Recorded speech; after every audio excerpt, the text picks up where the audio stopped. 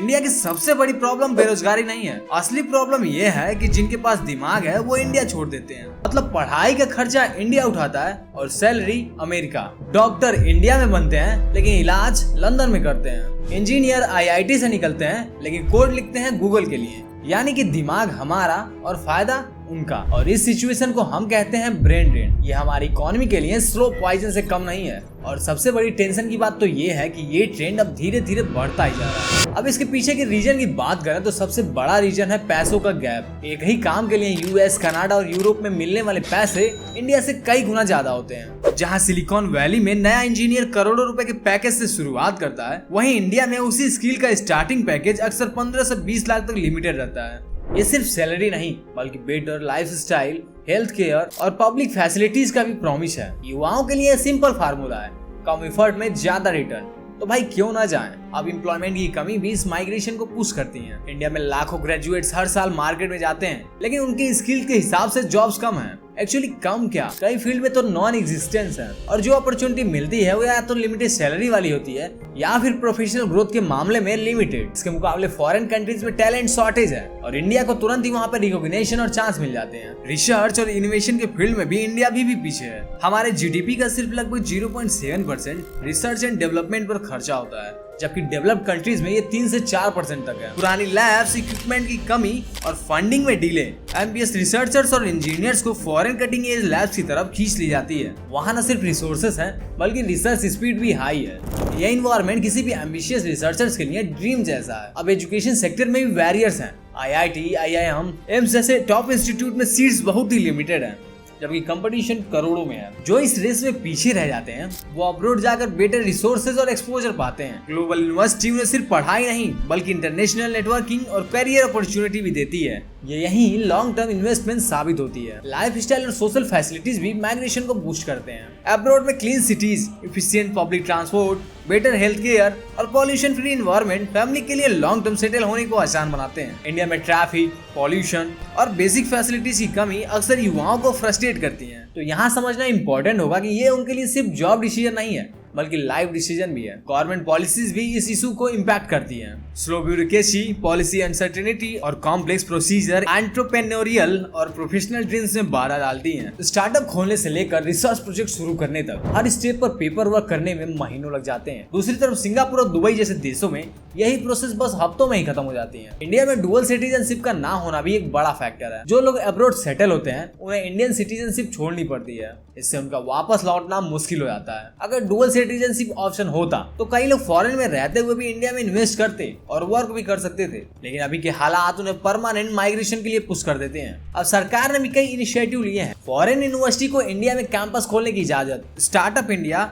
Make in India और research and development funding में increment. इनका एम युवाओं को देश में ही ग्लोबल लेवल अपॉर्चुनिटी देना है, लेकिन ग्राउंड लेवल पर इसका असर लिमिटेड है। एग्जीक्यूशन स्पीड और स्केल दोनों ही इंप्रूव करने होंगे। वहीं रिजर्व माइग्रेशन यानी कि टैलेंट को वापस लाने की कोशिश भी हो रही है। प्रवासी भारतीय दिवस और डिस्पोरा इन्वेस्टमेंट स्कीम स्किल्ड इंडिया को रिकनेक्ट करने का प्लेटफॉर्म देती हैं। कुछ लोग लौटते भी हैं लेकिन ये नंबर उस माइग्रेशन के सामने बहुत ही छोटे हैं जो हर साल हो रहा है। जब तक इंडिया का इकोसिस्टम ग्लोबली कॉम्पिटिटिव नहीं होगा तब तक ये ट्रेंड रुकेगा नहीं। ब्रेन ड्रेन के सिर्फ घाटे ही नहीं, कुछ फायदे भी हैं। ओवरसीज इंडियंस हर साल अरबों डॉलर का रेमिटेंस इंडिया भेजते हैं। 2023 में ये अमाउंट 125 बिलियन डॉलर से भी ज्यादा था। ये पैसा कंट्री की इकोनॉमी के लिए एक ऑक्सीजन जैसा काम करता है। इसके अलावा विदेशों में इंडियन टैलेंट कंट्री की ग्लोबल इमेज और इन्फ्लुएंस को बढ़ाता है। डायरेक्ट इनोवेशन का फायदा होस्ट कंट्रीज को मिलता है। असल लॉस तो तब होता है जब रियल स्किल्स और लीडरशिप पोटेंशियल वाले लोग हमेशा के लिए अब्रॉड सेटल हो जाते हैं। नासा में काम करने वाले Indian origin scientist, Harvard train doctor या एआई एक्सपर्ट अगर इंडिया में आकर कंट्रीब्यूट करें तो ये सेक्टर लीप फॉग ग्रोथ कर सकते हैं। इसलिए इनकी एब्सेंस हमारी प्रोग्रेस को स्लो कर देती है और हेल्थ केयर सेक्टर में इसका असर सबसे क्रिटिकल है। इंडिया के रूरल एरियाज में पहले से ही डॉक्टर शॉर्टेज है और हर साल हजारों बच्चे एमबीबीएस ग्रेजुएट होकर फॉरेन चले जाते हैं। इससे गांव और स्मॉल टाउन्स में हेल्थ केयर क्राइसिस और भी बढ़ जाते हैं। सिटीज में डॉक्टर की भीड़ है लेकिन दूर दराज के इलाकों में मेडिकल केयर भी लग्जरी बन जाती है। ये एक पब्लिक हेल्थ इमरजेंसी है जिसे इग्नोर नहीं किया जा सकता। इंजीनियरिंग और टेक में भी यही कहानी है। टॉप 5% इंजीनियर ग्लोबल फॉर्म में ऑब्जर्व हो जाते हैं। होते हैं और इंडिया में high end product innovation rare है। हमारी इकोनॉमी अभी भी सर्विस और आउटसोर्सिंग पे ज्यादा डिपेंडेंट है। अगर टॉप टैलेंट देश में होता तो इंडिया के पास कई वर्ल्ड क्लास प्रोडक्ट कंपनीज होती। इनोवेशन सिर्फ एक्सपोर्ट ऑर्डर से नहीं आता, उसके लिए राइट एनवायरनमेंट चाहिए। ब्रांड ड्रेन को रोकने के लिए सिर्फ स्लोगन और कैंपेन ही काफी नहीं है। इंडिया को अपनी कंडीशन को ग्लोबल स्टैंडर्ड तक ले जानी होगी, चाहे वो सैलरीज हो, रिसर्च फैसिलिटीज या quality of life. Patriotism migration decision में एक छोटा सा फैक्टर है, प्रैक्टिकल इंसेंटिव्स बड़े हैं। अगर ये गैप नहीं भरे गए तो माइग्रेशन साइलेंटली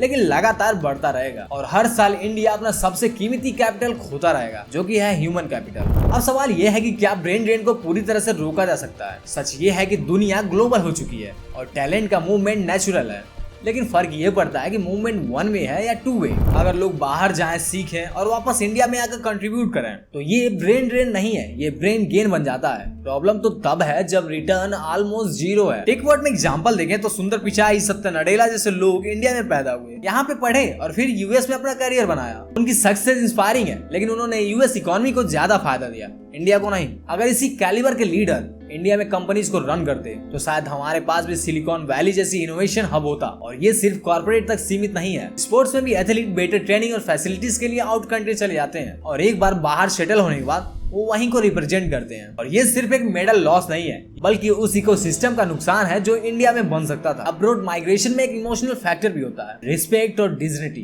कई प्रोफेशनल कहते हैं कि उन्हें फॉरेन वर्क कल्चर में उन्हें ज्यादा वैल्यू और रिस्पेक्ट मिलती है। इंडिया में अक्सर हायरार्की और पॉलिटिक्स उनके टैलेंट को ओवरशैडो कर देते हैं, लेकिन फॉरेन एक्सपोजर खुद एक ब्रांड बन चुका है। रिज्यूम में work in US and Europe लिखते ही वैल्यू ऑटोमेटिकली बढ़ जाती है। कई लोग तो सिर्फ 3 से 4 साल के लिए अब्रॉड जाते हैं ताकि कैरियर में टैग लग सके, लेकिन ज्यादातर तो वहीं सेटल हो जाते हैं क्योंकि वापस आने पर उन्हें उतना कम्पिटिटिव एनवायरनमेंट नहीं मिलता। अब जरा सोचिए, अगर इंडिया अपने अंदर सेम कम्पिटिटिव एनवायरनमेंट, सैलरीज और रिस्पेक्ट कल्चर ला दे तो शायद ये टैग चेस करने की जरूरत ही ना पड़े। लेकिन ग्राउंड रियलिटी ये है कि अभी भी कई सेक्टर डिकेड्स पीछे हैं और यही गैप माइग्रेशन को बढ़ावा देते हैं। अब यहाँ पे एक और हिडन फैक्टर है, टैक्सेशन और cost of living. Developed countries में सैलरीज हाई हैं, लेकिन टैक्सेशन भी हाई है, फिर भी लोग वहाँ पे जाते हैं क्योंकि रिटर्न में इंफ्रास्ट्रक्चर, हेल्थ केयर और सेफ्टी भी मिलती है। इंडिया में लो टैक्स ब्रैकेट में रहने वाले लोग भी बेसिक सेफ्टी और इंफ्रास्ट्रक्चर के लिए स्ट्रगल करते हैं, जो इक्वेशन को अनबैलेंस बना देते हैं। एजुकेशन लोन भी माइग्रेशन में रोल प्ले करते हैं। जो स्टूडेंट लाखों करोड़ों का लोन लेकर यूएस, कनाडा या ऑस्ट्रेलिया पढ़ने के लिए जाते हैं, उन्हें ये लोन चुकाने के लिए वहीं पे जॉब करनी पड़ती है और एक बार जब कैरियर सेट हो गया